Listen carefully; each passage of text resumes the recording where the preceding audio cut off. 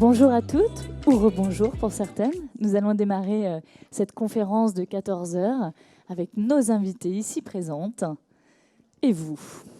Nous avons 1 heure à partager ensemble. Elles vont parcourir et explorer cette thématique, apporter des réponses à ces enjeux.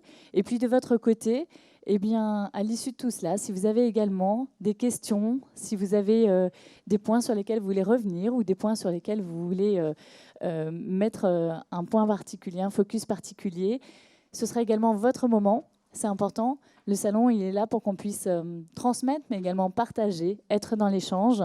Donc surtout, n'hésitez pas. Cette conférence s'intitule « Comment faire le bon choix professionnel avant le grand saut ?» Comment savoir si le métier, statut de ses rêves, est celui qui répondra à ces nouvelles attentes? Alors à mes côtés, pour y répondre, bienvenue mesdames, je suis ravie de vous accueillir parmi nous. Karine Selnik, fondatrice de l'entreprise Test un métier, ex-directrice générale d'une grande entreprise, et tu nous en diras plus dans quelques minutes. Bonjour. Et également Frédéric Génicaud, consultante en stratégie commerciale, coach d'entrepreneurs, auteur de Adieu salariat, bonjour la liberté, 5 voies de reconversion, devenir consultant, coach, slasher, start-upper, repreneur d'entreprise. Bonjour Frédéric. Bonjour Sandrine, bonjour tout le monde. C'est le livre de Frédéric que l'on va aussi découvrir au fur et à mesure de cette heure à partager. Frédéric, toi, tu restes un petit peu avant de nous quitter pour la Belgique, mais juste avant ton départ, tu seras en dédicace également. C'est ça. Alors, mesdames, merci à toutes pour être venues et vous être installées au fur et à mesure. Nous allons, tout au long de cette heure, dérouler ces enjeux et pour cela, partir explorer à travers vos propres parcours, déjà professionnels et personnels, parce qu'en général, tout est intrinsèquement lié dans nos vies, et puis découvrir des situations que vous avez même vécues, ressenties, ce que vous en avez fait et ce que vous avez à partager pour répondre avec nous à cette question. Karine, je te laisse te présenter. Oui. Je ne pensais pas commencer. J'aime bien faire ce coup-là. Donc, je m'appelle Karine Selnik, je suis la fondatrice de Test un métier. Je reviendrai sur l'entreprise un peu plus tard parce que je vais d'abord vous parler de mon profil entrepreneur, comment j'en suis arrivée là, parce que je n'ai pas du tout démarré par l'entrepreneuriat. Tu as démarré en entreprise, toi? J'ai démarré, comme mes parents m'avaient dit, il faut avoir des bonnes notes à l'école et tu auras un bon travail. Voilà. Donc, j'ai fait comme ils m'ont dit. Je n'ai pas été très, très bonne à l'école pour autant, mais j'ai fait des études. Et j'ai démarré dans une grande entreprise qui s'appelle Hewlett-Packard. Et je pensais y faire ma vie, en fait. Et pour moi, c'était un peu la réussite de rentrer dans une grande entreprise. Donc, j'ai commencé là-bas. Et puis, effectivement, j'ai eu pas mal d'opportunités de changement de voie.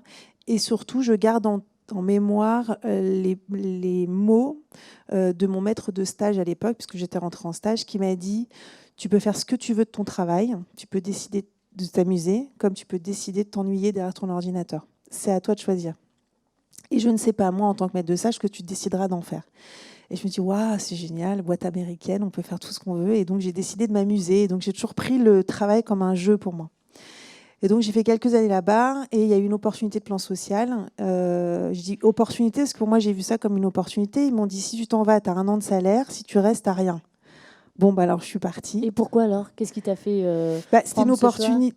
J'avais 30 ans. Je me suis dit, tiens, on me donne 1 an de salaire. C'est dommage de ne pas en profiter. C'était une chouette boîte, mais en même temps, bon... Tu n'avais pas encore tes enfants? Je venais d'avoir une fille, ma première fille. J'en ai qu'une d'ailleurs. Après, j'ai un garçon. Donc c'était une opportunité pour moi d'aller voir un peu ce qui se passait ailleurs. Et puis Internet, ça me disait beaucoup. Je me dis, qu'est-ce que c'est Internet? À part Yahoo et Google, on ne savait pas trop ce qu'il y avait d'autre.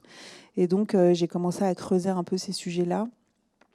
Et donc j'ai exploré plusieurs boîtes. Et puis j'ai rencontré un mec qui m'a dit, ouais, je monte une start-up, ça a l'air super, c'est sur l'Internet. Moi, j'y connaissais absolument rien et je l'ai suivi, j'ai démissionné.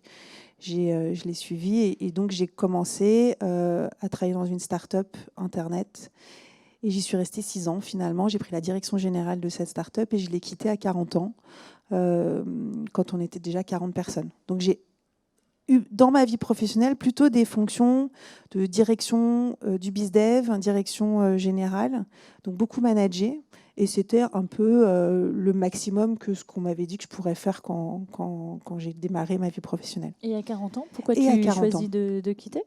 Et là, alors c'est la crise de la quarantaine, c'est de se dire finalement, j'ai été au maximum de ce que je pouvais faire.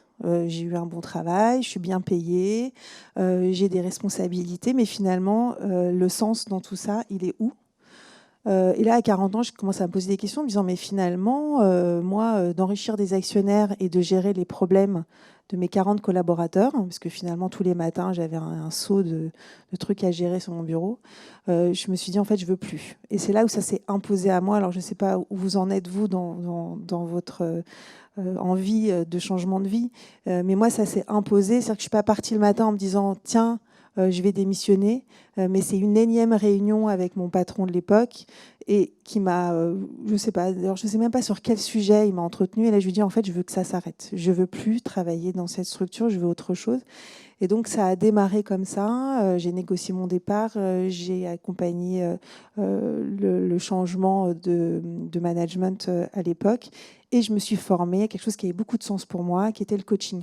Que tu connaissais quand tu dis que ça avait beaucoup de sens pour toi? J'avais été coachée une fois en tant que dirigeante. Je trouvais ça chouette, c'est sympa. Ça nous permet de faire un pas de côté. Et donc, je me suis formée en coaching, en PNL et à tout un tas d'outils d'accompagnement de la performance. Et j'ai monté mon cabinet.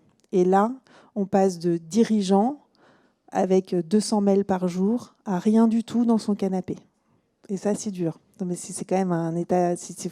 Une réalité. Faut le réaliser. Donc c'est super, c'était choisi, mais il faut gérer le stress de son conjoint, le stress de ses parents, le stress de ses amis, les gens qui vous accompagnent, les gens qui vous encouragent et les gens qui vous montrent comme on a peut-être potentiellement pas fait le bon choix. Donc il y a tout ça à gérer. Psychologiquement, c'est pas simple. Donc là, il faut prendre un psy, 2 psys, éventuellement un coach aussi pour vous faire accompagner, même en tant que coach. Et puis, voilà, j'ai monté ce cabinet et j'ai gardé ce cabinet pendant plusieurs années. Je me suis amusée, mais j'étais pas hyper heureuse toute seule en fait. J'étais pas faite pour être toute seule. J'aimais bien le travail en équipe. Ça m'a manqué. Ça t'avait apporté du sens à travers le métier lui-même, mais ça te faisait pas vibrer. En fait, j'ai adoré accompagner les gens. Ce que j'ai pas aimé moins, c'était toute la partie administrative, chercher ses clients, faire de la prod, le marketing, la compta, voilà, et faire la cuisine le soir pour ses enfants. Donc tout ça associé, il y avait beaucoup de trucs difficiles à gérer. Mais voilà, c'était une expérience de consultante, c'était échanger son temps contre de l'argent, c'était il y a des trucs qui étaient limitants pour moi dans cette nouvelle vie. Mais j'étais coach en entreprise, donc j'accompagnais des gens qui étaient des cadres, des comités de direction, et j'avais moi-même eu une posture de direction générale. Donc ça m'a aussi aidé à développer ma clientèle. Et pendant ces quelques années, j'ai rencontré beaucoup de cadres qui me disaient « Mais moi, j'ai pas du tout envie d'être un meilleur directeur marketing, j'ai pas envie d'être un meilleur DAF, j'ai pas envie d'être un meilleur directeur général, j'ai envie d'élever des chefs dans le Larzac. » Alors, j'exagère volontairement, mais c'est pas loin de ça. J'ai 40 ans, mais j'ai déjà une femme, un mari, des enfants. Alors, pas les deux en même temps, c'est ou une femme ou un mari, des enfants, une maison, une deuxième voiture, etc. Le stress de quitter sa vie professionnelle pour aller vers autre chose. Et ça, je l'ai compris et je le savais puisque j'avais vécu moi aussi cette longue traversée du désert où on passe d'une vie où on a une reconnaissance sociale à pas grand-chose dans son canapé, quand on en a un. Donc ça, c'est bien déjà. Et donc, j'ai eu envie de les aider. Je me suis dit, finalement, qu'est-ce qu'il y a dans le milieu de la reconversion pour aider ces gens-là, à part un coach, un conseiller en évolution professionnelle, des salons sur la reconversion, des vidéos métiers, la possibilité de discuter éventuellement avec des professionnels. Tout est dans la sphère mentale. Donc, on va devoir se projeter dans un nouveau métier. Mais comment, en fait, on est sûr que ça va nous plaire? Et donc, j'ai eu envie de proposer quelque chose qui soit de l'ordre de l'expérience, et donc la création de Teste un métier. Et ça, c'était une vraie révélation. Peut-être j'en parle après. Et ça fait depuis 2017. Juste une petite phrase de qu'est-ce que tu... finalement, Teste un métier, alors on imagine effectivement ce que ça peut être, mais ta promesse... C'est le stage de 3e pour les grands. Ça va si je vous dis ça comme ça, c'est plus clair? Donc, vous avez envie de devenir ébéniste, agriculteur, consultant en développement durable. Pour nous, ce qui nous tient à cœur, c'est quel que soit votre projet, finalement, c'est de ne pas vous engager à 40 ans. Et je dis 40 ans parce que ça peut être 30, ça peut être 25, mais de perdre du temps dans 6 mois d'études. Et ça, j'en ai trop vu qui ont fait 6 mois de formation, de gestionnaire de paye pour se rendre compte qu'en fait, le métier ne leur plaît pas du tout. Donc moi, l'idée, c'est de vous faire gagner du temps en expérimentant. Donc ça veut dire qu'en expérimentant, où vous êtes motivé par ce métier, c'est chouette parce que vous allez aller à ces cours de formation avec des papillons dans le ventre, ou alors tout de suite vous rendre compte que ce métier n'est pas pour vous et gagner 6 mois. Voilà. En fait, tu proposes une immersion dans les coulisses d'un métier et d'un univers. Ouais. Parce que dans un métier, passer de la tête à plutôt quelque chose de l'ordre de...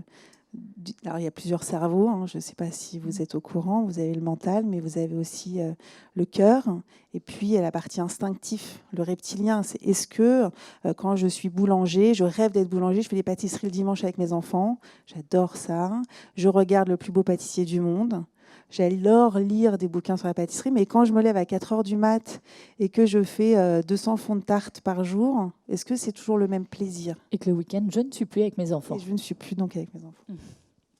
Merci Karine. Frédéric, est-ce que tu peux aussi nous retracer en quelques minutes ton histoire, ton parcours jusqu'à aujourd'hui? Alors, bonjour. Donc, moi, je suis Frédéric Genicot, j'ai 52 ans. Je suis belge, tu l'as précisé. Donc, j'ai vécu en Belgique. Je suis en France depuis 20 ans. Je suis arrivée à Paris en 99. Ma formation de départ, c'est une formation d'économiste.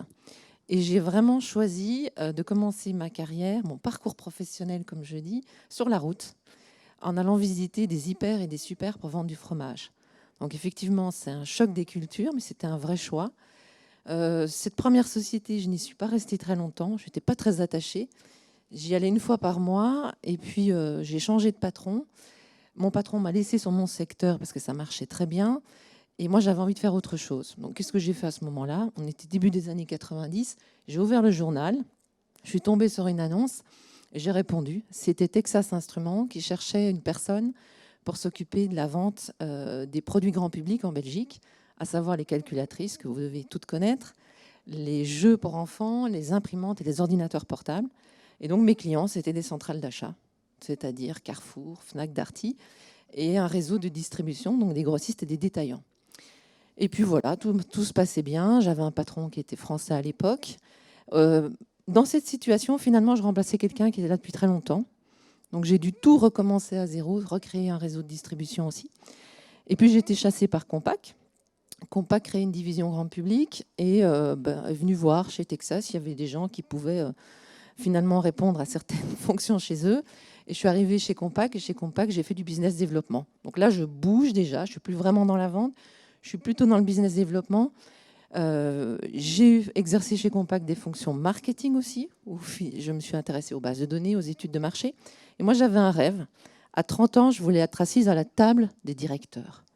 Je voulais, comme dit la patronne de Facebook, sit at the table. C'est vraiment ça. Je voulais être assise là, être membre d'un comité de direction. Et puis finalement, j'ai rencontré Didier de Koning en 97, qui m'a proposé de créer la direction marketing chez Debitel. Donc Debitel, c'est un opérateur virtuel, une boîte allemande, qui créait une filiale en Belgique à ce moment-là, puisqu'en 96, le deuxième opérateur mobile était apparu sur le marché. Et de fil en aiguille, finalement, il me dit, écoute, voilà, est-ce que tu as envie de créer cette direction marketing? Et j'y suis allée. Donc quand je suis arrivée en 97, il n'y avait rien. J'ai visité l'Allemagne, la France et la Hollande. J'ai écrit la stratégie et puis j'ai recruté. Nous étions 7 fin 99. Et j'ai quitté cette merveilleuse entreprise puisque je suis venue en France à ce moment-là. Et là, c'est un choix de vie personnelle à ce moment. C'est ça, oui, parce que mon mari est français. Voilà. Bon. Mais parfait. L'expatriation, ça fait partie aussi de l'évolution de carrière. C'est ça. Enfin, ça a été un déchirement parce que c'était une expérience fabuleuse de créer cette activité, parce qu'on avait une relation incroyable avec direction marketing, direction commerciale. Et donc, quand les deux travaillent main dans la main, sans empiéter l'un dans le domaine de l'autre, on fait des choses extraordinaires. En plus, sur un marché où il y avait beaucoup d'argent à l'époque, c'est incroyable. Structure très légère, donc tout ce que j'aime. Et finalement, je suis arrivée en France. Je pensais que ce serait la même chose. Eh bien non. D'abord, moi, j'étais habituée à travailler en anglais. Là, tout est en français. Donc, tout mon vocabulaire professionnel, je ne savais plus rien. Quand on a une directrice marketing, on travaille beaucoup de prestataires. On a un catalogue de gens avec lesquels on travaille. Je ne connaissais plus personne. Et je suis arrivée, j'avais trouvé un job en écrivant à l'époque à des chasseurs de tête, parce qu'il y avait très peu finalement de sites internet. Et donc, je me retrouve dans une start-up télécom avec une mission. Voilà, on a signé un contrat avec Bouygues. Il faut lancer une offre sur le marché. On a levé des fonds. Il faut que le nombre d'abonnés décolle, parce que s'il y a beaucoup d'abonnés, le cours de la bourse va augmenter et nous, on sera très riches. Bon, c'est 99. Donc, il y a beaucoup d'argent. Le marché, c'est l'euphorie. Je fais ça, je m'acclimate à la France, et puis plus rien, puisqu'en 2000, il n'y a plus d'argent. Et là, quand vous êtes payé finalement à avoir un nombre d'abonnés qui augmente jour après jour, qu'il n'y a plus d'argent, donc il n'y a plus de courant, il n'y a plus rien, bah, vous ne faites plus grand-chose. Hein. Vous attendez qu'on trouve l'argent. Et puis finalement, le réseau a fait que on m'a proposé de reprendre la direction marketing com d'une boîte qui s'appelle Coriolis, qui est aussi un opérateur virtuel, l'ancien Vodafone France. Et donc, j'ai exercé cette fonction-là pendant 5 ans. J'avais une équipe de 12 personnes. J'ai eu 2 enfants, un fils qui est né en avril 2003 et un autre garçon qui est né en septembre 2004. Et puis, quand je suis rentrée début 2005 de mon congé maternité, j'ai compris que j'étais plus du tout dans le paysage. C'est-à-dire que quand vous n'avez pas d'enfant et que vous êtes cadre dirigeant, vous faites peur. Parce qu'ils se disent, elle n'a que ça à faire. Si elle est là, c'est que finalement, elle a beaucoup travaillé ou elle a d'autres qualités, avec tous les sous-entendus parfois. Et donc, finalement, la relation est assez différente que lorsque vous êtes finalement devenu mère. Là, finalement, vous êtes peut-être un peu incompétente. En tout cas, c'est ce qu'on m'a reproché 6 mois après, puisque j'ai commencé à recevoir de jolis courriers, pour finalement me retrouver au mois de juin face à 2 personnes qui m'ont annoncé que c'était fini et que j'étais incompétente. Et donc là, ils m'ont demandé ce que j'en pensais. Je leur ai dit pas grand-chose.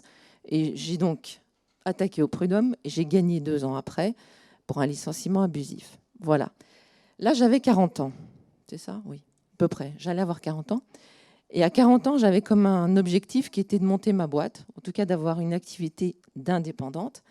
Et je me suis vraiment posé la question à ce moment-là en me disant, qu'est-ce que je fais? Est-ce que je continue dans cette voie-là, sachant que c'est une voie où c'est des jobs très exposés hein, à ces niveaux-là. Donc on sait qu'à un moment, on peut effectivement ne plus avoir de travail et devoir en retrouver un autre.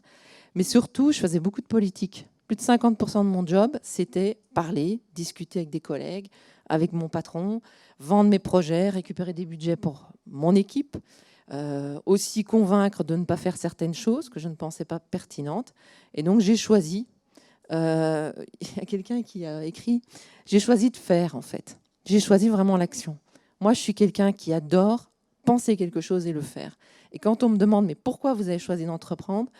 Je réponds souvent parce que le matin, je peux me lever avec une idée et poser une première action dans la journée. Ça, c'est ma vie aujourd'hui. Alors, ça fait 13 ans. En 13 ans, j'ai fait plein de choses. J'ai commencé par faire du conseil en stratégie commerciale. J'ai commencé par accompagner des entreprises belges qui s'implantaient en France. Comment je les ai trouvées ? J'ai décroché mon téléphone en me disant, tiens, il y a des produits que je ne trouve pas ici, qui sont mal représentés. Je vais appeler les gens et voir si je peux travailler avec eux. Et voilà, c'est parti comme ça. J'avais 2 enfants très jeunes, un mari qui voyageait beaucoup. Et à un moment, je me suis dit, Frédéric, ça fait beaucoup de déplacements, beaucoup de frais. Il y a des clients ici. Il y a des PME à Paris, en Île-de-France. Et donc, j'ai continué à prospecter par téléphone. Et puis, je me suis rendu compte que je vendais beaucoup de prospection téléphonique. Ça faisait partie du dispositif que je proposais. Donc, j'ai créé une agence de télémarketing en me disant, finalement, je vais aller chercher des indépendants, des gens qui sont chez eux, des gens qui ont 10 ans d'expérience dans ces métiers, qui ont une expertise dans un secteur d'activité, et je vais vendre ça à mes clients. Donc, je rentrais par ce produit d'appel-là, et finalement, après, je proposais du conseil. Et puis voilà, ta vie se passe bien, mais la vie du chef d'entreprise et de l'entrepreneur, c'est des hauts et des bas, et parfois, on veut tout contrôler, parfois, la vie nous rattrape. Et en 2013, je devais mettre de l'argent dans cette activité, finalement, commencer à structurer ce réseau, aussi avoir une structure informatique plus lourde, pour pouvoir avoir des clients plus importants. Et puis en 2013, le 28 février 2013, ma sœur est décédée. Voilà. Elle est partie en 2 mois. Et là, plus rien. C'est-à-dire, vous êtes chez vous, vous ne bougez plus.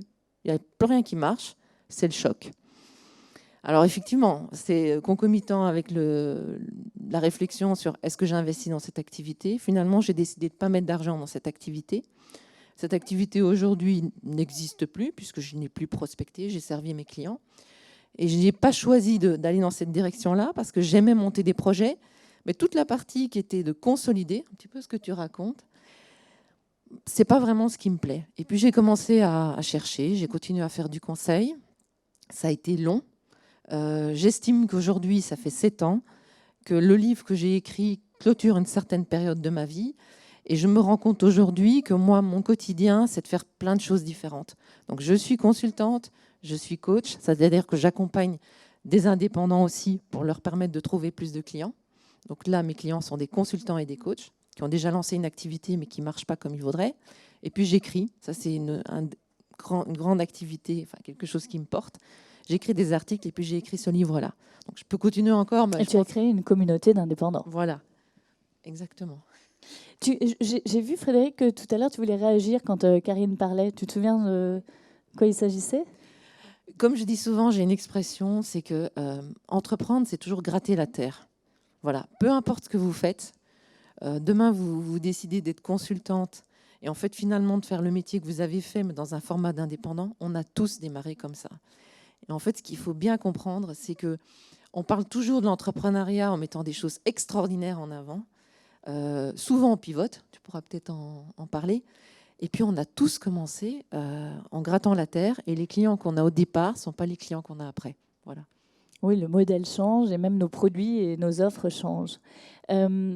Karine, effectivement, parce que finalement, à travers ce thème, on va voir qu'il y a 2 types de modes d'emploi à découvrir. Ce sont tes mots, le mode d'emploi. C'est notre propre mode d'emploi, qui on est, ce dont on a besoin, comment on fonctionne. Et puis celui des métiers et également des statuts que l'on vit. C'est-à-dire que si on recherche pour se reconvertir un métier en CDI, c'est se former, c'est vérifier si le métier va correspondre à ce que l'on veut faire. Si on veut changer de statut, c'est encore découvrir un autre mode de vie et d'autres réalités. Et c'est ce qu'on va continuer à faire comme exploration ensemble. Sur le test un métier, comment tu as démarré ? À qui t'as proposé au début ton activité ? En quoi ça consistait ? C'était quoi les premiers métiers de base à découvrir ? Comment ça a démarré, ça ? Avant de parler de test un métier, je vais juste rebondir sur ce qu'a dit Frédéric sur faire. Effectivement, chef d'entreprise, c'est faire, c'est beaucoup faire, et c'est aussi faire des choses qu'on n'aime pas forcément. Enfin, on se cherche un peu. Hein. Donc, moi, le passage du salariat à l'entrepreneuriat, c'est quand même un choc. Et je l'ai vécu, j'ai eu ce sentiment, et c'est vraiment encore très ancré en moi. Pourtant, c'était 2013, la création de mon entreprise. Comme si, en tant que salarié, on a les yeux un peu mi-clos. On est un peu coincé dans des règles à suivre et dans une stratégie qui n'est pas la nôtre. Et de devenir entrepreneur, c'est d'un coup, on a les yeux grands ouverts et c'est à nous de décider. C'est-à-dire que tous les matins, on doit décider ce qu'on doit faire. On doit acter sur nos priorités, sur notre stratégie. Et c'est vertigineux, en fait. Et ce sentiment-là d'être réveillé. Voilà, j'avais ce sentiment d'être réveillé. C'est pas facile, mais c'est galvanisant. Voilà, il y a quelque chose comme ça. Il faut écrire sa propre feuille de route chaque matin. Ouais. Et celle de sa boîte. C'est flippant. Moi, j'ai toujours été dans des boîtes, plutôt dans les fonctions dirigeants et plutôt numéro 2. C'est facile de me cacher derrière le mec devant en disant c'est pas moi, c'est lui. Je suis désolée. De dire bah voilà, la stratégie c'est ça, d'écouter les doléances. C'est pas de ma faute. Moi en fait, je ne fais que appliquer la stratégie. C'était super confort. Et maintenant que je suis chef d'entreprise, j'ai 10 salariés, je peux plus me cacher derrière quelqu'un. Enfin, je me cache derrière les clients en disant c'est pas de ma faute, c'est le client qui veut et je peux rien faire. mais en tout cas, voilà, il y a quelque chose autour de. Je me sens réveillée, éveillée, mais voilà, on est dans une espèce de. Si on a un coup dur personnellement, et j'en ai connu aussi pendant ces périodes-là, on est obligé de se lever, on est obligé, on ne peut pas se cacher derrière son ordinateur en attendant que les journées passent, on ne peut pas se mettre en arrêt maladie, on peut pas. Voilà, il y a quelque chose autour de, il n'y a pas le choix. Voilà. Et ça, c'est. Voilà, je fais juste cette parenthèse parce que ça m'a éveillé ça chez toi. Ça m'inspire autre chose. En fait, j'ai dit, l'entrepreneuriat, c'est une formidable école de développement personnel. Parce que, oui, il y a des coups durs, mais aussi on fait des choses auxquelles on n'avait jamais pensé. Finalement, oui. Faire ma compta, par exemple. Vos trucs. Entre ce que j'ai pensé au début et ce que j'ai fait aujourd'hui, je me suis jamais imaginé que j'arriverais à ça. C'est aussi une façon de reculer ses limites qui est incroyable. Voilà, donc il y a effectivement des coups durs, des choses plus compliquées, mais il y a aussi des choses incroyables à vivre. Alors, je vais me permettre une seconde. Est-ce que dans la salle, certaines parmi vous pensent justement en termes de reconversion à l'entrepreneuriat, à créer leur entreprise, ou est-ce que certaines ont déjà commencé? Merci. Bienvenue. Et sinon, c'est plutôt un enjeu d'évolution de carrière en reconversion professionnelle. Est-ce que certaines parmi vous ont envie de garder le statut de salarié, mais en changeant de métier ou changer d'univers? Donc, nous avons vraiment les deux.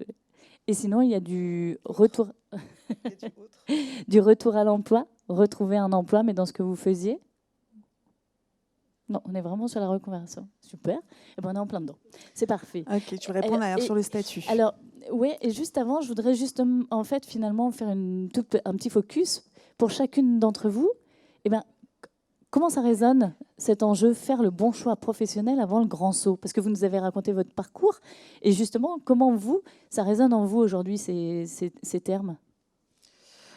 Alors, avec quels enjeux? ça fait peur cette question. J'aimerais pas Si, qu'on me la pose. cette Je suis en train de question. me dire, j'aimerais bien être de l'autre côté. Je crois que j'ai fonctionné à l'intuition. Il y a un truc très fort qui était, je veux que ça s'arrête et je veux faire autre chose et je veux que ça ait du sens. J'avais pas vraiment réfléchi à ce qui allait se passer et je pense que j'ai perdu du temps. Voilà, enfin, j'ai exploré plein de choses et aujourd'hui je fais pas le même métier. Et ce que disait Frédéric, j'ai créé une boîte sur du conseil, sur de la formation, sur du coaching et aujourd'hui j'accompagne la reconversion et d'une autre façon. Peut-être que ce chemin était nécessaire pour arriver là où j'en suis. Je ne sais pas. En fait, je me dis que rien n'arrive par hasard. Peut-être que je suis là pour rencontrer Frédéric, que je ne connaissais pas. Ou peut-être une de vous, je ne sais pas. Donc, aujourd'hui, si je devais me reconvertir ou rechanger de métier, j'essaierais. Enfin, c'est peut-être pour ça que j'ai créé Test un métier. Je pense que sur ces dernières années, j'ai peut-être perdu du temps. Donc, le grand saut, je l'ai fait de façon très intuitive, en me disant, je veux juste quelque chose qui ait plus de sens pour moi. Sous quelle forme, je ne sais pas. Sous quel statut, je ne sais pas. Mais il fallait juste qu'il y ait du sens. Ce n'est pas très concret. Si tu as dit quelque chose de très précieux qu'on retrouve très souvent, l'entrepreneur crée un produit qui répond à ce qu'il n'a pas trouvé, ou ce qui lui a manqué, ou il réalise plus tard que c'était ce dont il aurait eu besoin, ou parfois il réalise tout de suite. Mais il faut être sacrément motivé et il faut être porté tous les matins. C'est pas facile. Et donc, il faut que ça ait du sens. Enfin, vraiment, ne faites pas un MeToo. Moi, ma recommandation, c'est qu'il faut disrupter. Ces mots, c'est un peu violent, mais c'est apporter quelque chose de nouveau, quel que soit le métier vers lequel vous allez, quelle que soit la fonction vers laquelle vous allez en entreprise. Faites-le avec votre énergie, avec vos valeurs, et on va vous aimer et vous apprécier pour ça. Voilà. Ça ne sert à rien de faire la même chose que le voisin. Frédéric, pour toi, ça résonne comment, ça? Alors, chez moi, il y a un fil rouge, en fait. Parce que même salarié, finalement, je n'ai fait que développer des choses qui n'existaient pas. Donc ça, je m'en suis rendu compte. Ça a été vraiment très clair quand j'ai écrit le livre, et en particulier le chapitre sur les slasheurs, c'est-à-dire celles et ceux qui ont plusieurs activités. Donc moi, je crois qu'il y a un fil rouge lorsqu'on fait. Il y a quelque chose qui sous-tend tout. Et dans mon cas, il n'y a rien et je crée quelque chose. Moi, c'est des choses qui me passionnent. Le grand saut, moi, c'est celui que je ferai demain. Je ne sais pas où j'ai des idées, mais elles sont encore au stade d'idées. Et puis, je rebondis sur ce que tu disais, Karine. Moi, je suis quelqu'un de très cartésien. Je fais beaucoup de prospection et je pense que la prospection, c'est beaucoup de préparation. Et en fait, j'ai appris à écouter mon intuition parce que j'ai plein de choses que j'ai envie de faire. Et je me pose plus la question aujourd'hui de, finalement, est-ce qu'au fond de moi, c'est ça? Est-ce que je vibre pour ça? C'est-à-dire que j'étais beaucoup cerveau. Et là, je me suis beaucoup connectée avec qui je suis vraiment. Et j'écoute beaucoup plus mon intuition pour faire le tri entre ce que je pense, ce que je vois, et parce que je fais beaucoup de liens entre beaucoup de choses, hein, ça c'est aussi mon métier, et finalement ce que je vais faire, ce que je vais commencer. Et autre chose que j'ai appris peut-être, c'est d'y aller plus vite. C'est-à-dire que quand on est habitué à travailler dans des groupes, des entreprises, on prépare tout et puis on se lance. Là, c'est le test and learn, c'est-à-dire on a une idée, on va essayer et puis on va rectifier. Karine, alors partons dans les coulisses des métiers. Avec Test un métier, par exemple, qu'est-ce qu'on apprend? Qu'est-ce qu'il est nécessaire de savoir sur un univers, sur quelque chose qui nous fait peut-être rêver et qui va nous permettre de savoir si ça doit rester de l'ordre du fantasme ou bien si ça peut devenir notre prochaine réalité? Donc, je vais passer quelques minutes pour expliquer Test un métier, parce que effectivement, la prise de conscience, c'est qu'on n'avait que des propositions d'accompagnement, puisque vous êtes tous en phase de réflexion sur vos projets. C'est qu'est-ce que c'est que l'entrepreneuriat quand je veux devenir entrepreneur, ou qu'est-ce que c'est que ce nouveau métier vers lequel j'ai envie d'aller. Et donc, ce que disait Frédéric, c'est quelque chose de l'ordre du ressenti. Est-ce que ça va me plaire? Et donc, pour moi, dans le milieu des startups, on partage beaucoup notre expérience. On échange beaucoup entre patrons de startups. Dans d'autres milieux, c'est pas le cas. C'est-à-dire qu'un commerce de proximité qui va sa saladerie, personne va partager la sauce de salade. Enfin, c'est chasse gardée. Donc on s'aide pas. En fait, dans les reconvertis qui montent un business à 40 ans, ils redémarrent de zéro. Personne va les aider.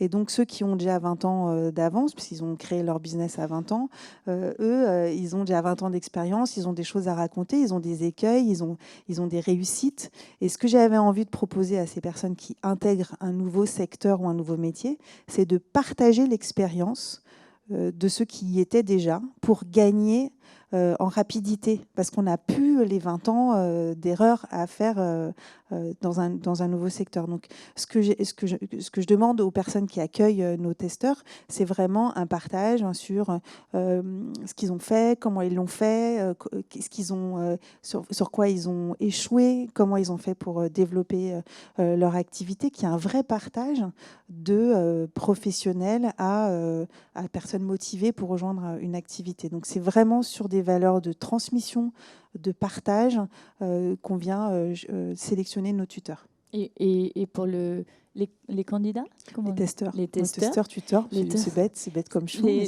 ça marche. Pour les testeurs, on fait ce métier pendant les quelques testeurs, jours, comment ça se présente? Donc après, je vais rentrer dans les problématiques d'un chef d'entreprise. Moi, à l'origine, mon envie, quand j'ai cette idée de tester un métier, c'est quelque chose que j'aurais aimé faire, que j'ai eu envie de proposer à mes clients, mais est-ce qu'il y a un marché ? Est-ce qu'il y a un marché? Est-ce que les gens sont prêts à payer cette prestation? Donc oui, les testeurs, il y en a plein qui ont appelé Test un métier en disant « Moi, j'ai envie de tester ce métier-là, ça a l'air super, mais je ne suis pas prête à payer. » C'est-à-dire que les gens qui sont prêts à payer pour essayer un métier, il y en a très très peu globalement. Donc Test un métier, ça a eu super engouement en 2017. J'étais sur toutes les télés, les radios, c'est super. Mais j'ai dû faire. J'ai gagné un prix, voilà. Mes enfants étaient fiers de moi. Et globalement, j'ai dû faire 3 000 € de chiffre d'affaires, entre 3 et 5 000. Donc, pour vous dire que je n'ai pas beaucoup mangé cette année-là, je me suis rattrapée depuis, comme vous pouvez voir. Mais donc, 2017... Ça, c'est quand on s'est pivoté. donc, oui, les testeurs sont motivés et ils ont raison de l'être, parce qu'on n'a pas de temps à perdre. Et donc, pour moi, ça avait de la valeur.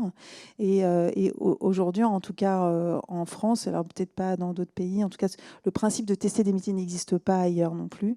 Je n'ai pas trouvé de modèle économique pour les particuliers. C'est-à-dire qu'en France, on est habitué à payer ses formations avec son budget de formation. Donc c'est l'entreprise qui propose, en général l'entreprise qui paye, ou Pôle emploi, ou voilà, maintenant le CPF, votre ancien DIF, CPF, si vous connaissez un peu les budgets de formation. Et, en général, on n'est pas habitué à payer pour essayer des choses ou pour se former. Donc, je n'ai pas trouvé de modèle là-dessus. Mais il y a de la valeur à essayer quelque chose pour gagner du temps, puisque on a trouvé un autre modèle et je pourrais revenir dessus, mais ceux qui testent, grâce aux tests, répondent aux questions qu'ils ont dans leur tête, et donc dans 80% des cas s'engagent dans ce métier ou dans un autre. Ça, en tout cas, je peux partager un exemple. On est une jeune fille qui voulait qui rêvait de reprendre une franchise ou d'ouvrir un magasin bio. Voilà. Donc on l'a positionnée 5 jours sur un test de métier de directeur chez un Biocoop. Donc elle a passé 5 jours. C'était super, elle a trouvé ça génial. Donc elle a passé des commandes de produits bio. Elle a ouvert des cartons de produits bio. Elle a mis en étalage des produits bio et elle a encaissé des produits bio. Et donc, elle a trouvé ça, l'expérience extraordinaire. Mais au bout des 5 jours, elle a dit, en fait, moi, c'est pas ça. Enfin, ce que je veux faire, c'est vraiment être dans le bien manger. Et donc, elle s'est lancée immédiatement dans une formation de naturopathie. Mais elle est restée quand même 2 ans sur cette idée de quitter son emploi pour ouvrir un magasin Biocoop. Parce que souvent, on projette complètement sur quelque chose, un métier, alors qu'en fait, le métier en lui-même ne sera pas ça. Mais cette croyance que d'ouvrir un magasin Biocoop allait répondre à sa quête de sens, de répondre à une volonté du bien-être et de bien s'alimenter, en fait, c'était pas ça. Mais j'en ai des tonnes des exemples comme ça. Mais cette jeune femme, je pense qu'elle a gagné 2 ans de sa vie parce qu'elle aurait été au bout, elle aurait postulé, elle aurait peut-être répondu à une franchise et au bout de 2 ans, elle aurait fait ça en disant je jette l'éponge et je vais faire autre chose. Bien sûr. Ces 2 ans de sa vie, c'est aussi beaucoup d'économie, beaucoup d'argent et beaucoup d'estime de soi qui part assez rapidement parce qu'on ne comprend pas ce qui nous arrive puisqu'on pense que c'était le bon métier et que c'était ce qu'on voulait faire.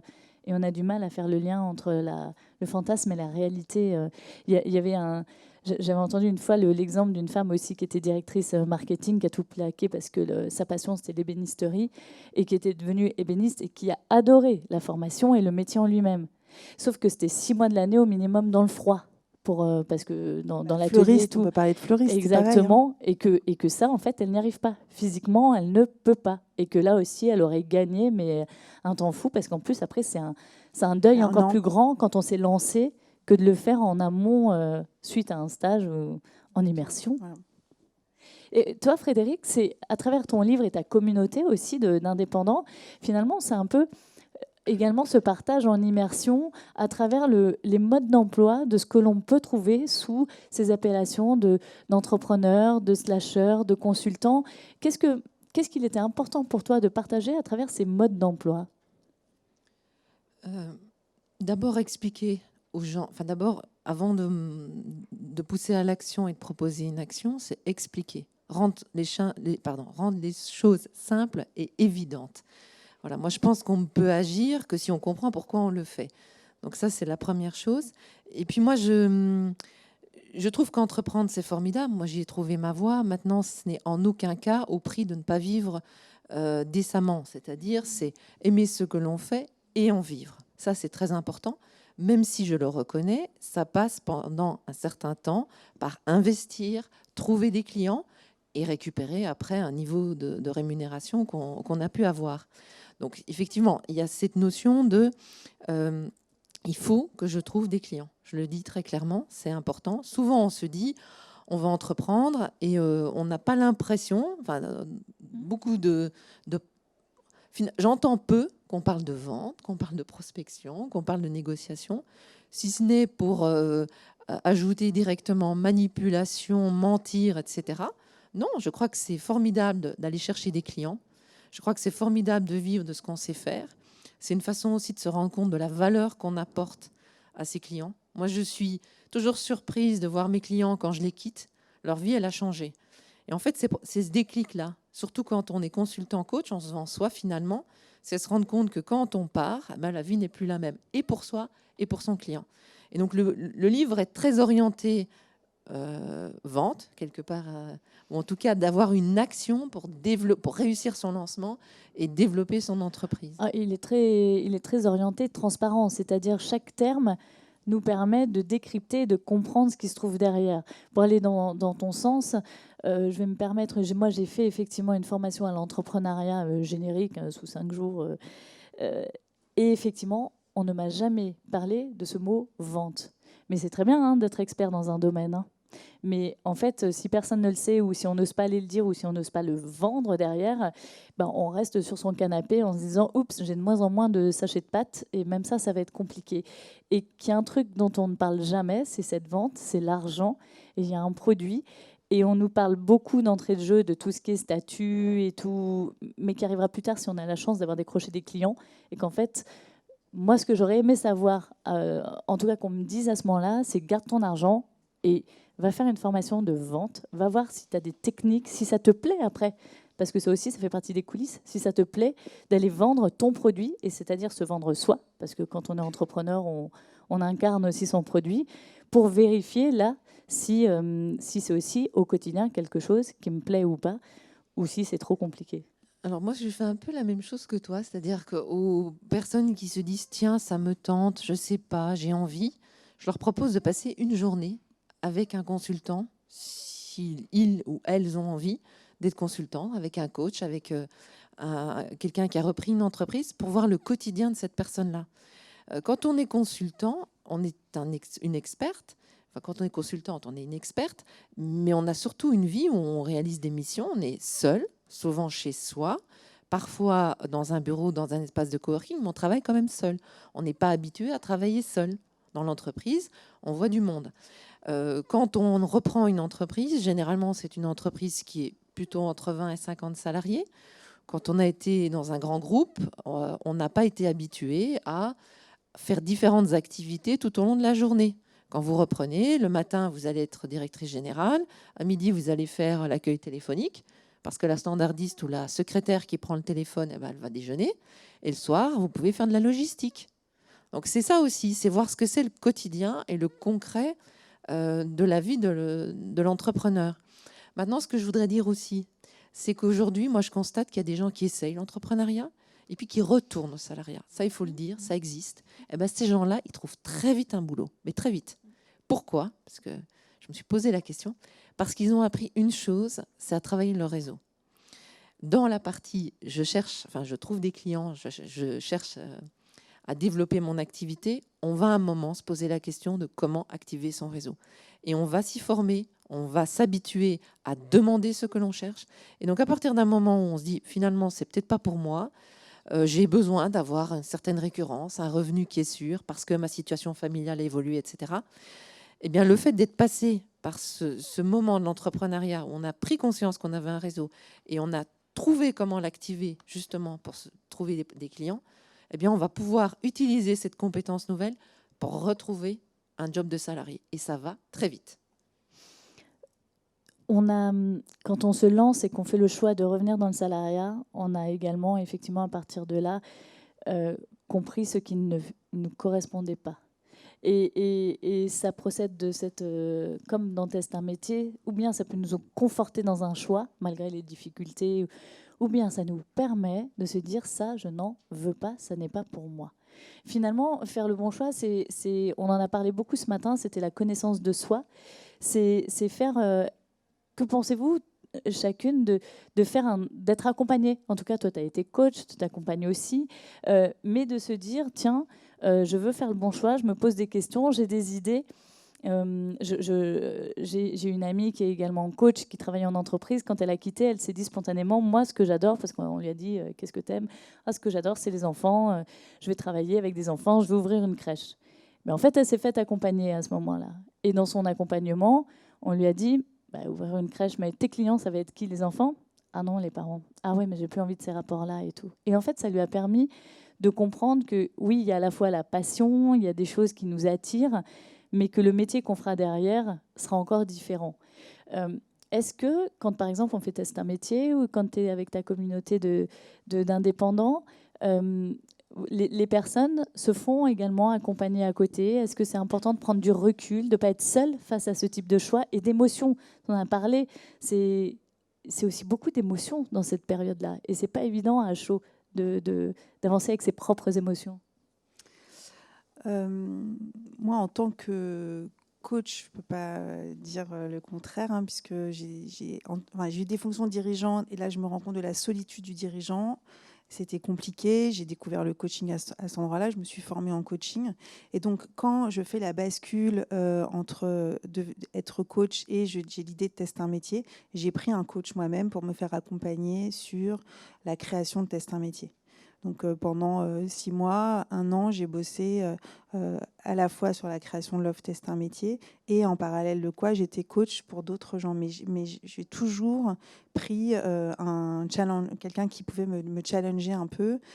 Aujourd'hui, j'ai un consultant qui est un peu directeur strat qui me challenge sur des sujets qui sont plus difficiles pour moi, sur lesquels j'ai plus de mal, qui me permet de sortir de mon quotidien et qui m'aide à travailler la stratégie, éventuellement des levées de fonds, toute la partie financière sur laquelle c'est plus difficile et la projection. Donc vraiment tout au long de ma vie, alors c'est un peu secret, c'est plus, on a plus de mal en France à dire ça. Aux États-Unis, ce serait une folie de ne pas se faire accompagner, de ne pas avoir de coach. Moi, je pense qu'il ne faut pas en avoir honte. Je pense que c'est vraiment une opportunité de prise de recul, de lever ce qu'on appelle des croyances limitantes. Et c'est super important, et ça ne peut pas être votre conjoint et ça ne peut pas être vos amis, puisqu'ils vont projeter, ils ne sont pas préparés au questionnement, ils n'ont pas appris à le faire. Donc il y a un contrat d'accompagnement, il y a un objectif, et ce coach va vous accompagner à aller vers l'objectif que vous vous êtes fixé. Donc c'est de définir comment vous allez vers cet objectif. On n'est pas dans du pourquoi, ça c'est un psy, et vraiment je trouve que c'est extrême quand un coach est bon et qu'il a un bon questionnement et que le contrat est bien posé au démarrage, c'est extrêmement puissant. Et c'est une première étape que vraiment je vous invite à faire à tout moment de votre souhait de reconversion. Nous, on est vraiment dans le après, on est dans OK, mon coach m'a permis d'identifier des pistes, et ben je vais quand même les tester pour être sûr que ça me plaît d'être là. Mais la première partie, et d'ailleurs tous les gens qui nous appellent, on s'assure qu'ils aient déjà des idées de métier, et souvent ce travail a été fait ou par un coach, ou par un CEP, ou par un cabinet d'outplacement. En tout cas, il y a toujours eu quelqu'un qui a challengé le choix du projet. Donc vraiment, c'est une super opportunité, allez-y.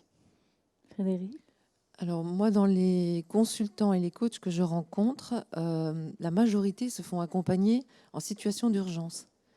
C'est-à-dire quand vraiment ça va plus, quand on se dit c'est peut-être trop tard, est-ce que je continue? À ce moment-là, on songe à l'accompagnement.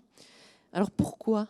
Est-ce que, pardon, la situation d'urgence, en général, quand on s'est lancé, c'est quand on n'a plus d'argent ou qu'on va arriver à... On n'a plus de clients. D'abord, Oui. c'est souvent, on a une situation qui est relativement confortable parce qu'on a le chômage pendant 2 ou 3 ans.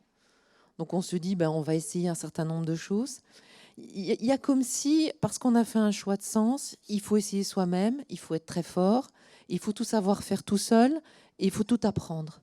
Et en fait, on n'a pas cette humilité de se dire, ça va nous coûter de l'argent, mais ça va aller plus vite parce qu'on va travailler avec des experts. Je pense que c'est très français, déjà. Comme on ne s'autorise pas aussi à investir sur soi, particulièrement les femmes, voilà. parce qu'on fait aussi passer l'argent qu'on peut peut-être encore toucher par les allocations ou dans son projet, dans sa famille encore, parce qu'il y a les enfants ou les...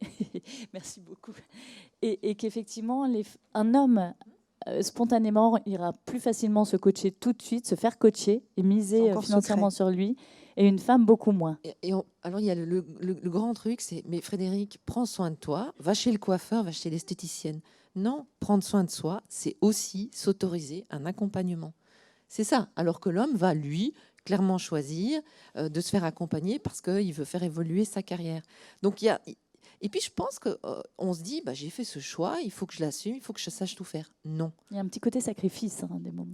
On contrebalance un peu. Si on s'est autorisé à s'apporter cette liberté d'expérimenter, de retrouver du sens, c'est un peu comme si de l'autre côté, il fallait pas trop en demander non plus.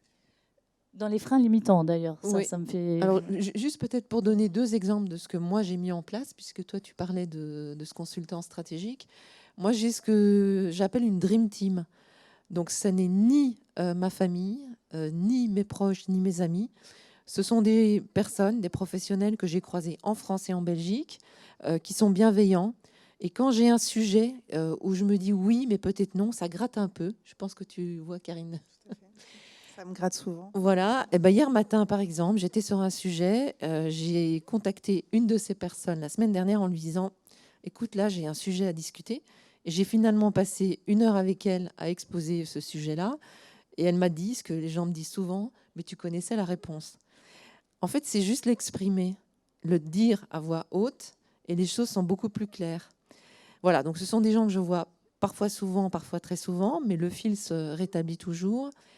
Et puis j'ai aussi appris à m'auto-coacher, c'est-à-dire à me fixer des rendez-vous avec moi-même. Parce que moi j'ai un gros défaut, c'est que je pars au quart de tour quand quelque chose m'intéresse. Donc j'ai appris à me discipliner, à me gérer et aussi à dire non, à renoncer, c'est pas très féminin non plus, et à choisir. C'est renoncer. Ouais. Toi, Karine, ça t'inspire quoi, ce que dit Frédéric? Oui, j'ai un directeur stratégique, mais j'ai aussi tout ce qu'on appelle un board. Donc, c'est aussi des experts. En fait, je suis passée de la phase entrepreneuriat, coach, à chef d'entreprise. Donc là, ça veut dire, d'un coup, moi, je m'étais dit plus jamais je ferais du management. En fait, c'est quand même super chiant. On ne peut pas se le cacher.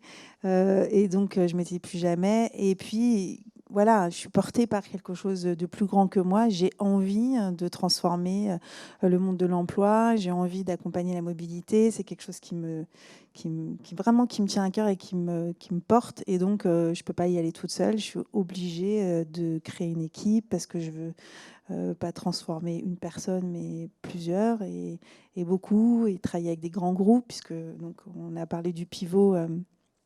Chef d'entreprise, c'est se remettre en question tous les jours, tous les matins, 10 fois par jour.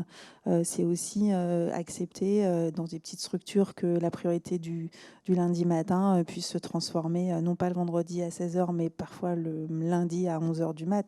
Donc on change tout le temps, on se réoriente, on se réorganise parce que c'est une discussion, un rendez-vous, un prospect qui dit OK, mais si tu bouges d'1 centimètre, ça me paraît bien ton offre, alors tu casses tout, tu rechanges. Voilà, mais surtout, en fait, c'est comme un iceberg, c'est-à-dire qu'on voit que la partie haute où on fait des grands sourires, on prospecte, on dit que tout va bien, et puis derrière, on pédale, hein, on va être très très clair. Moi, je suis souvent en dessous de l'iceberg et je pédale très très fort, souvent avant 7h du mat et parfois très tard la nuit, et souvent le week-end. Donc voilà, c'est aussi, c'est pour ça que je vous dis, il faut être porté par un désir de changer quelque chose ou de transformer quelque chose, parce que c'est un engagement personnel assez fort. Et je pense que le salariat est beaucoup plus confort. Alors, on peut être moins créatif et on est moins libre. Voilà, c'est toujours un entre-deux. Et quand vous voulez être entrepreneur, il faut vraiment se poser cette question-là. C'est qu'est-ce que vous avez envie et comment donc, on est sur vraiment des questions de coaching. Comment je me projette? Est-ce que je me projette dans mon activité avec mon plaisir de pouvoir construire la com qui me va bien, le marketing qui me va bien, de travailler avec les gens que j'ai envie, de ne pas me payer pendant plusieurs années. Tout ça, c'est un plaisir de vie. Ou alors, je préfère rester de salarié. Je pense que c'est une vraie question à se poser aussi. Moi, j'avais quand même aussi, parce qu'on a parlé 2-3 fois finalement de la culture française et de l'état d'esprit français, où on est beaucoup dans des cases avec des chemins à l'origine tout tracés. Cette question, qui est souvent celle que l'on retrouve et que j'ai proposée, donc c'est aussi parce qu'elle correspond à quelque chose, comment faire le bon choix professionnel avant le grand saut? Moi, ce qui m'interpelle, c'est qu'à travers vos 2 témoignages, à travers de début de conférence, à travers les témoignages de plein de femmes que je rencontre, en réalité, on met une grosse pression en France à ça, parce que c'est justement le grand saut. Et en fait, on voit bien que souvent, tu as évoqué les personnes qui tentent et après qui potentiellement retournent au salariat, ou qui pivotent et qui changent de projet, même en étant entrepreneur, mais en faisant autre chose. Est-ce qu'on ne met pas aussi un trop gros poids, une très grande pression, avec cet enjeu de c'est ça et rien d'autre, alors qu'en réalité, le parcours, c'est pas parce qu'on a décidé de le faire évoluer que ça va être une seule fois qu'on va le faire évoluer, et que si on se disait, tiens, j'expérimente un prochain statut, un prochain métier, et derrière, je me fais confiance, je rebondis si je vois que ça ne marche pas. Est-ce que ça ne permettrait pas un petit peu de répondre plus facilement à ces besoins et de moins rester dans une phase qui est très anxiogène? Moi, je pense que le monde a changé. Entre le moment où je me suis lancée en 2006, quand vous annonciez, voilà, j'ai choisi d'être consultante, première réaction, ah mais t'as pas trouvé de CDI, Frédéric? Ah, c'est vrai, t'as 40 ans. Aujourd'hui, devenir freelance, être consultant, c'est quelque chose qui est... Il y a une aura positive. Enfin, de toute façon, aujourd'hui, l'entrepreneuriat est quelque chose de positif. Il y a aussi l'idée que les entreprises travaillent de plus en plus avec des consultants parce qu'ils n'ont pas un certain nombre de compétences en interne, donc ils vont aller chercher à l'extérieur. Alors qu'il y a 13 ans, l'externalisation, c'était... il fallait éduquer les gens à ce mot-là. On sait aujourd'hui que le monde de demain sera fait de métiers qu'on ne connaît pas. Donc, je dirais que le monde et le regard changent et qu'il y a aussi beaucoup de choses qui ont été faites pour promouvoir l'échec. J'ai horreur de dire ça, mais aujourd'hui, rater, c'est tendance en France. Hein. C'est-à-dire qu'avant, on ne parlait pas de l'échec, on ne parlait que des réussites. Et maintenant, il y a un bouquin. Les vertus de l'échec. La vertu de l'échec. C'est-à-dire que maintenant, on vous explique comment il faut rater, il faut bien rater, il faut rater vite. Ça devient une belle injonction, ça encore. Hein. Voilà. Moi, je dirais, il y a des choses qui ne se... En fait, entreprendre, ça ne se passe jamais comme prévu. Ouais. C'est à la fois des choses difficiles, tu en as parlé, mais à la fois des choses formidables, parce que même le positif ne se passe pas comme on a prévu. Mais oui, parce que là, je vais peut-être ouvrir mon téléphone et je vais avoir une super réponse à laquelle je ne m'attendais pas. Je t'ai rencontré, je ne sais pas. C'est magnifique. Non, mais voilà, il y a plein d'opportunités, il y a plein de choses qu'on ne maîtrise pas. Je dirais, moi, j'ai appris à donner le meilleur de moi-même. J'ai confiance en la vie. Et Dieu sait que ça a été très difficile après ce dont je vous ai raconté. Et après, je dirais, évoque la galère. Les choses se feront. De toute façon, je suis passée par tellement de choses, y compris dans le salariat, que finalement, je me dis que je me débrouillerai toujours pour faire quelque chose. C'est un peu ma philosophie aujourd'hui. Moi, je crois que c'est exactement comme dans tous les livres de développement personnel. Finalement, on vous dit la pleine conscience, vivre l'instant présent, ce qui compte, c'est le chemin. Et je pense que c'est bien d'avoir une direction. Après, la réalité, c'est qu'évidemment, ça ne se passe pas absolument comme on l'avait imaginé, et tant mieux. Enfin, et c'est pas grave, en fait, puisque c'est le chemin qui compte. Donc, quand moi je me lance dans Teste un métier en 2016, c'était pour accompagner des particuliers. Et puis finalement, ça ne marche pas. Donc, j'aurais pu arrêter ou rester encore bloquée sur cette histoire d'accompagner des particuliers. Et puis finalement, j'ai pivoté et je me suis dit, bon, bah, je vais aller chercher des entreprises pour qu'elles payent pour leurs salariés. C'était un peu une folie parce que qui va payer pour faire tester des métiers à leurs salariés pour qu'ils partent. Enfin, et j'ai trouvé des entreprises qui font des plans sociaux, par exemple. J'ai trouvé des entreprises qui ont pour objectif le retour à l'emploi des demandeurs d'emploi à longue durée. Et donc, finalement, ça a fonctionné. Et puis, après, j'ai une DRH qui me dit, mais moi, je ne ferai jamais de plan, je ne vais jamais aider la mobilité externe, mais moi, j'ai besoin d'accompagner la mobilité interne. Je me dis, mais réfléchissons, Lévi ma vie, c'est une bonne idée. Tiens, et donc j'ai créé une plateforme. Mais j'étais pas du tout tech, je savais même pas ce que c'était qu'une plateforme SaaS. Donc j'ai embauché un développeur, j'ai créé, donc j'ai appris des nouveaux métiers. Voilà, et j'étais pas préparée à ça en 2017. Mais c'est à chaque fois des opportunités. Je pense que quand on se lance dans une reconversion, là vous êtes, comment dire, c'est vous qui décidez, c'est plus vos parents sortis d'école, c'est plus ces premières orientations.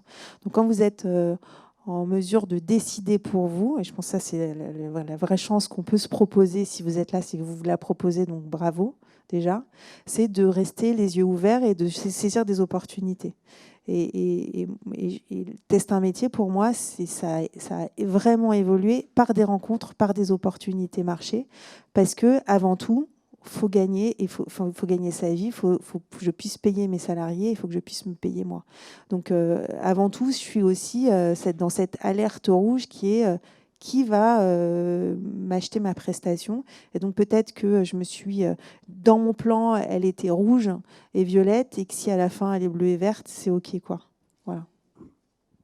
Et puis, je trouve qu'on a une tendance aussi à beaucoup se compliquer les choses. Moi, je le vois... Simplifier. Oui, c'est ça. Moi, je le vois beaucoup parce que je regarde... je travaille avec ces consultants et ces coachs. Je dis souvent, le mieux est l'ennemi du bien. C'est-à-dire, ce qui est là, ce qui est évident, on ne le fait pas. Comme si on a besoin que ça soit compliqué, que ça soit dur, pour qu'on puisse vivre de ce qu'on aime. Il y a cette notion de le plaisir facile et faire un job qui nous plaît, il va falloir travailler beaucoup. Alors que finalement, quand on est indépendant, on a un ancien salarié, enfin on a un ancien employeur, pardon, on a un réseau. Et en activant ce réseau-là, on trouve déjà une première, une seconde mission, etc. Mais ça, on n'y va pas. On va préférer avoir des stratégies de communication, développer des sites internet, être très présent sur les réseaux sociaux. Enfin, vraiment, monter des usines à gaz. Et finalement, quand je leur dis, mais et ça? Ah oui. Donc, il y a cette notion de dire, on va commencer par, je dis souvent, tout ce qui est pris n'est plus à prendre. Donc, commençons par ce qui est simple et après, construisons. Quelles sont les questions que vous vous posez, vous, sur ce chemin dans lequel vous êtes en ce moment?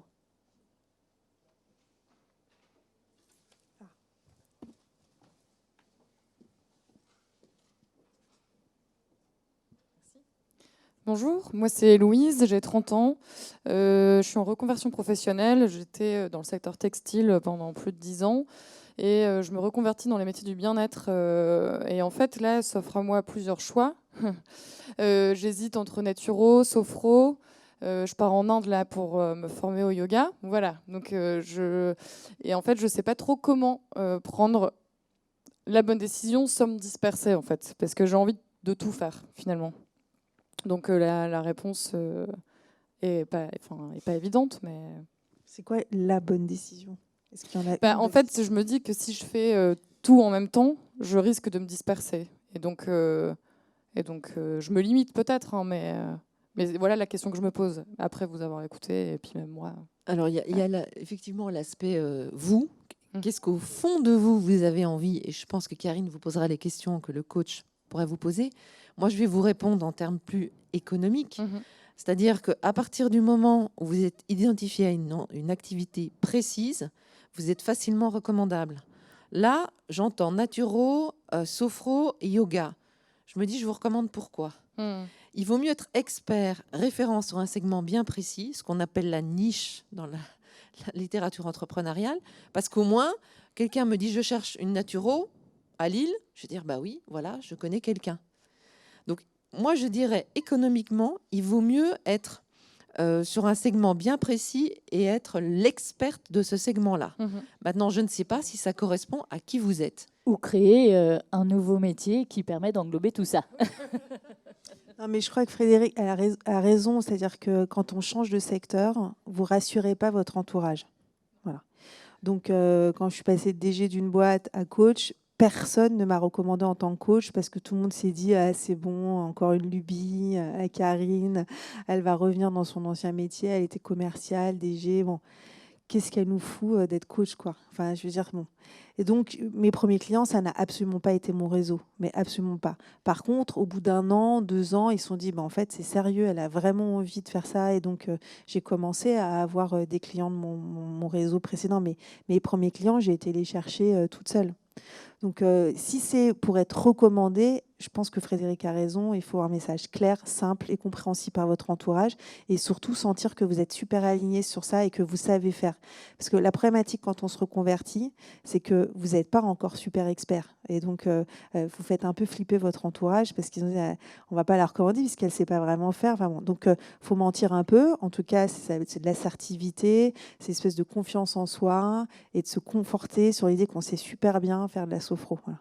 Si jamais c'est sophro. Après, il y a la deuxième question, qui là, c'était sur la partie recommandation. Il y a est-ce que moi, j'ai envie, et là, c'est plus ce ressenti, et là, on est là, c'est j'ai plus envie de faire du yoga, j'ai plus envie de faire de la sophro, et là, je sens bien un questionnement plus personnel, vers quoi je vais aller. Donc là, c'est du coaching ou de l'expérience. Je vais essayer, qu'est-ce que c'est que la vie d'un sophro? Je vais lui parler, je vais parler à un prof de yoga, et je vais surtout me mettre dans mon lit, fermer les yeux et m'imaginer sophro, m'imaginer naturo, et m'imaginer dans leur vie et de me dire avec quoi j'en ressors et sur quoi je me sens le mieux finalement. Et souvent, la réponse est on l'a. Ouais. Ok. Juste, je vais répondre à ça. Sur la légitimité, un exemple, on m'a demandé récemment quelle est la première action que tu as fait quand tu t'es lancé. Et j'ai répondu, je me suis fait faire une carte de visite. Et là, les gens vous disent, mais tu n'as ni nom d'entreprise et tu n'as pas de client, tu ne sais pas vraiment ce que tu vas faire. Eh bien, pourquoi c'est important? Parce que quand vous rencontrez quelqu'un et que vous lui dites, je pense que je vais créer quelque chose, ou je réfléchis à, ou j'ai un projet, et que vous donnez votre carte de visite, c'est pas pareil. L'impression que vous envoyez, elle est différente et la posture, elle est juste, c'est le jour et la nuit. C'est-à-dire que vous êtes crédible. Et le feedback que vous allez avoir de la personne en face de vous sera complètement différent. Si vous arrivez en disant « j'ai un projet, je t'en parle comme ça », ça fait conversation, café du commerce. Par contre, en donnant votre carte de visite, c'est déjà quelque chose qui existe, même si, tu l'as dit, parfois on dit beaucoup de choses qui n'existent pas encore, mais dans l'œil de l'autre, ça change. Vous voyez ? Donc ça commence, la légitimité, ça se construit tous les jours avec des choses faciles, et finalement, tous ces petits éléments vont contribuer à construire une légitimité sur un nouveau métier. À travers une nouvelle posture. Exact. Une autre question ?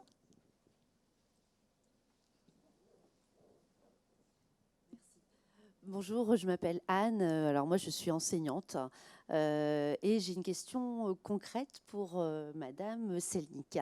Comment ça se passe concrètement si, imaginons, je veux tester demain un métier moi-même, donc puisque vous disiez que vous prospectiez des entreprises, imaginons que je veux tester le métier, je ne sais pas, de contrôleur de gestion, imaginons. Comment concrètement je peux faire appel à vos services et comment vous procédez ? Alors, les personnes qui nous appellent ont des points d'entrée sur le site internet. Ouais. Ils s'inscrivent où J'ai ça vu. passe. Oui. Voilà, par le site Test un métier quand ce sont des particuliers ou il y a des points d'entrée selon nos clients. Donc, nos clients, ça peut être la Société Générale, ça peut être Malakoff, ça peut être CNP. Voilà, on a plein de clients grands comptes. Et donc, vous vous inscrivez.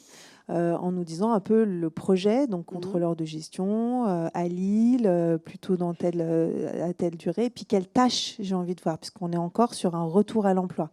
Donc on ne vient pas vous aider à trouver du travail, on vient vous faire vivre une expérience. Donc ce que vous avez envie de voir sur contrôleur de gestion, qui va vous permettre de répondre à vos interrogations.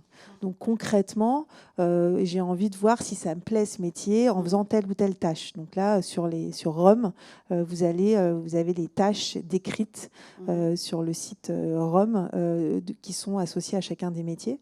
Donc on va bien comprendre ce que vous avez envie de vivre. Et puis ensuite, on va trouver un contrôleur de gestion et l'engager sur sa responsabilité de vous présenter ces tâches-là et de vous faire vivre ces tâches-là. Les stages peuvent durer entre 1 et 30 jours. Ça va dépendre du temps que vous avez à y accorder. En moyenne, on est sur des stages de 5 jours. Mais je sais pas, par exemple, l'agriculteur, ça va durer 5 jours. Ou consultant en développement durable, on va rester sur 1 mois. Parce que, voilà. Mais en moyenne, on est plutôt sur des stages de 5 jours. Et puis ensuite, à la fin de cette expérience-là, vous pourrez tirer le bilan de se dire, voilà, j'ai envie d'aller vers là, ou finalement, j'ai pas envie, ou j'ai découvert, grâce à mon tuteur, plein d'autres métiers autour de contrôleur de gestion. Il y en a 12 000 des métiers, hein. On en connaît tous en bas mot une centaine, mais il y en a 12 000. Donc, quand vous démarrez une immersion en contrôleur de gestion, vous allez découvrir qu'il y a énormément de métiers connexes à ce métier que vous ne connaissez pas. Donc, vous allez peut-être aussi affiner votre projet professionnel. Donc, on fait le bilan avec le tuteur et avec le testeur. Et quand il y a un cabinet associé ou un cabinet de placement ou un CEP, où on partage avec cette personne-là le bilan pour que cette personne puisse reprendre la suite de votre accompagnement. D'accord. Donc, concrètement, en termes de budget aussi, c'est un devis que le client potentiel demande par l'intermédiaire de votre site. En gros, combien ça coûte ? Alors, l'offre pour les particuliers, quand on l'a lancée, on démarrait à 199 et on allait jusqu'à 699 en fonction de la prestation. Aujourd'hui, on vend ça aux entreprises à 1999 et on a arrêté le B2C. On a arrêté le vendre aux particuliers parce que c'est marginal et en général, voilà. On est en cours d'agrément au CPF. Donc, quand on sera au CPF, on pourrait repasser et on refera un prix particulier. Mais c'est beaucoup d'énergie, beaucoup de... Voilà. On a par contre, à l'inverse, puisque vous étiez prof, on a beaucoup de demandes pour être prof des écoles. Donc, on fait beaucoup tester ce métier-là dans des écoles alternatives ou dans des écoles privées. Beaucoup de gens ont envie d'aller vers ces métiers-là. D'accord. Merci beaucoup. Merci. Sinon, Karine, on peut demander à son entreprise, si on est dans une entreprise privée, de se renseigner et de faire avec Test un métier. Ouais. En fait, dans les je ne sais pas si beaucoup sont dans des ou petites structures ou grandes structures, mais il y a un moment donné, votre entreprise ne peut pas vous faire évoluer. Donc, il y a une responsabilité de l'entreprise de vous accompagner vers et potentiellement un autre projet professionnel.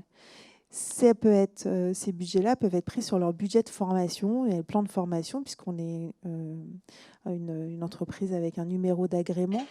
Donc, vous pouvez très bien demander à votre entreprise de financer cette formation. Ça, c'est tout à fait possible. Alors, l'éducation nationale, vous êtes dans le public ou dans le privé? Donc, ça...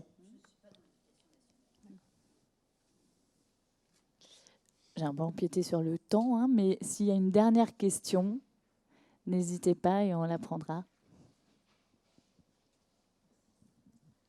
Bonjour, je m'appelle Virginie. Je viens de quitter mon poste de directrice financière et je me posais la question de comment on intègre les contraintes de la vie de famille à un changement de métier. Vous voulez être entrepreneur ou vous voulez être salarié? Entrepreneur? En fait, moi, ce que ça m'a apporté, c'est la flexibilité. C'est-à-dire, c'est pas le fait que le mercredi après-midi, je pouvais être avec mes enfants. Moi, j'étais pas du tout dans cette optique-là. Par contre, quand votre fils est malade, ou quand mon fils était malade, je ne devais pas demander une demi-journée de congé à mon patron. Je pouvais m'organiser pour aller avec lui chez le médecin et je travaillais après. Voilà, c'est pas... ça demande beaucoup d'organisation et ça offre de la flexibilité. Maintenant, c'est pas moins travailler. En tout cas, c'est pas comme ça que moi je le vois. Il y a un vrai sujet sur travailler chez soi parce que on est à la maison. Donc ça veut dire que quand les enfants sont là, ils comprennent pas bien que maman travaille. Moi, j'ai la chance d'avoir un endroit qui est réservé à ça. Et donc, quand je sors de cet endroit, je sors de quelque part mon bureau. Mais c'est une organisation et une éducation de la famille aussi. Parce qu'il y a aussi dans le regard du conjoint le fait que vous êtes beaucoup plus disponible. Le truc incroyable, c'est que quand on vous propose de déjeuner, quand c'est une salariée, elle ou il va toujours vous proposer que vous alliez à l'endroit où il travaille, il va ou elle va se permettre d'être en retard parce que vous êtes entrepreneur indépendant et que pour vous, c'est pas très grave. Donc, il y a dans le regard de l'autre aussi le fait que vous pouvez toujours vous arranger. Vous n'avez pas de patron. Et ça, il faut être très clair en disant « Attention, moi, mon temps, c'est de l'argent et c'est pas à vous de vous adapter en permanence. » Par contre, c'est vrai, je le répète, ça m'a offert la flexibilité. Ça m'a offert à des moments la possibilité de m'occuper de mes enfants sans avoir à entendre des remarques qui étaient inappropriées. Moi, Test un métier fait partie de la famille. Donc, pour mes enfants, c'est leur petit frère. Et donc, c'est leur petit frère. Et donc, très souvent, j'ai des reproches. Moi, c'est plus, on en a marre de ton test un métier, tu bosses tout le temps, teste un métier, on n'en peut plus, tester un métier. C'est comme un prénom d'enfant, il faut faire gaffe au nom de sa boîte, parce que c'est l'enfer, c'est l'enfer. Et donc, je pense que c'est un projet de famille, avant tout. On travaille plus qu'en étant salarié et surtout on a d'autres sujets à traiter, on devient très généraliste sur tous les sujets et quand je parle de la compta en running gag, c'est vrai, je suis pas spécialiste mais finalement je fais ma com, le marketing, la compta, etc. Et donc souvent je pense que l'entrepreneuriat, il faut le vivre comme un projet familial et y inclure assez tôt ses enfants pour qu'ils comprennent ce qui va se passer parce que ça va faire partie de vous. Y compris son conjoint. Hein. Oui. Après, le risque, c'est une séparation. Après, le coaching, la séparation entrepreneuriat. Enfin, moi, j'y ai laissé mon couple personnellement. Mais pour répondre également à votre question, c'est effectivement définir vraiment ses propres objectifs à travers ce nouveau mode de vie. Parce que finalement, c'est vraiment le choix d'un mode de vie. Ça peut être flexible quand les enfants sont malades. Moi, pour le coup, c'était venir la chercher à l'école à 4h30 et être avec elle le mercredi après-midi. C'est savoir faire respecter. L'autre fois, je me suis retrouvée, je rentrais d'un salon et dans le train, je me suis retrouvée à recevoir un message et puis à dire oui, c'est super, t'as proposé. Par contre, je suis off ce week-end. Et après, me dire, j'en viens à dire, je suis off ce week-end, en fait. C'est le week-end. J'ai le droit, j'ai pas à me justifier. En fait, c'est être déjà très clair avec soi-même quels vont être nos besoins. Et une fois qu'on a fait la charte de nos besoins, on la partage avec les plus proches. Et c'est le plus vite possible. Moi, c'est ce que j'ai pas osé faire, parce que c'est pas évident, mais c'est mettre des limites à ceux qui rentrent pas dans l'immédiateté de nos besoins. Et c'est de s'y tenir. Et ça peut évoluer aussi, hein, parce que déjà les enfants grandissent, ils ont même d'autres besoins, nous-mêmes on en a d'autres. Là aussi, c'est se dire que c'est pas figé, c'est pas rigide, mais c'est être très clair avec déjà soi-même, s'offrir ce luxe-là de se dire si je le fais, si j'en subis les inconvénients aussi, mais que je m'offre les bons côtés, parce que pour que le plaisir soit plus important que les inconvénients, c'est important, c'est la carte de ses propres besoins en premier. Et puis connaître. aussi, je rajoute juste que c'est une course de fond, en fait. Et moi, j'ai une C'est un tendance à marathon. courir très, très vite. Et voilà, et je me dis, j'ai pas de temps à perdre, vite, vite, vite. Et en fait, ça tient pas sur la durée. Donc, c'est... Bon, après 2-3 burn-out, en général, on s'en rend compte. Et, Le burn-out de l'entrepreneur existe beaucoup. On n'en parle pas, non, mais c'est parce que vrai. le burn-out, les entrepreneurs sont beaucoup plus sujets parce qu'il y a un côté, justement, on ne s'entend pas, on ne s'écoute pas, puisqu'on est tellement excité par le projet. Donc, je pense qu'assez vite, on prend acte que le week-end, c'est off, qu'après 22 heures, on arrête de bosser. Enfin, voilà, c'est de s'octroyer des moments pour soi. Et c'est important effectivement, de se tenir dans ces engagements-là. Puis c'est se poser la question aussi, qu'est-ce qui me ressource? Ne rien faire, marcher, enfin c'est arriver à se connaître. Enfin, moi, ça m'a permis une connaissance de moi. C'est s'écouter aussi. Enfin, c'est passionnant, mais c'est effectivement très prenant parce que ça nous remet en question parfois sur certaines choses. Pardon, je pourrais parler de ça. Merci. Oui, on a déjà beaucoup débordé, mais merci justement énormément à chacune. Frédéric, en plus, si tu veux pas être en retard à ta propre séance de dédicace, il va falloir que je te libère. Mais il faut y aller en courant. J'arrive. Mais merci, merci Frédéric, merci Karine. On peut vous retrouver sur vos sites, j'imagine, ou pas? Oui, on peut. Ou demander une Sur petite carte de LinkedIn, visite. sur LinkedIn. Merci à chacune. N'hésitez pas aussi à aller les voir à l'issue de cette conférence, Merci à beaucoup. échanger directement en Merci. tête à tête. Merci beaucoup à vous.